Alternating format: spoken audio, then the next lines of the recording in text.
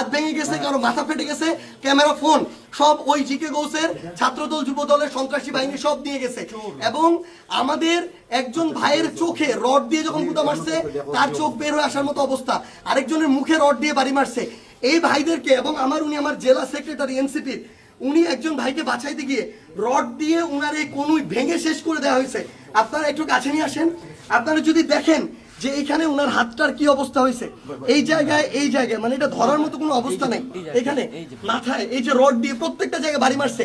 আমরা যখন আমাদের এই আহত 7-8 জন ভাইকে নিয়ে সদর হাসপাতালের দিকে যাইতেছিলাম তাদের চিকিৎসার জন্য, তখন সদর হাসপাতালের সামনে ওই 24শে জুলাইয়ের সময় যেমন খুনি বাহিনী যেভাবে আক্রমণ করছিল হাসপাতালের গেটে, ঢাকা মেডিকেলের গেটে, ওইভাবে আমাদেরকে খুনি বাহিনী এইখানে ছাত্রদল যুবদলের সন্ত্রাসী ক্যাডাররা, জিকে গাউসের ক্যাডাররা, তারা আমাদেরকে আক্রমণ করে হাসপাতালে পর্যন্ত ঢুকতে দেয় নাই। এখন আমি যখন আমার ভাইদের নিয়ে যাচ্ছিলাম, তারা আমার হাতে পর্যন্ত রড দিয়ে বাড়ি মারছে, ইট মারা শুরু করে, এরপরে রড থেকে শুরু করে যত ধরনের তাদের লাঠি সোটা এগুলো তারা মারা শুরু করে। এবং ওইখানে আমাদের ছাত্রশক্তি, যুবশক্তির, এনসিপির অনেক ভাইকে তারা ওইখানে মানে ওই সবার সামনে ওইখানে পিটায়।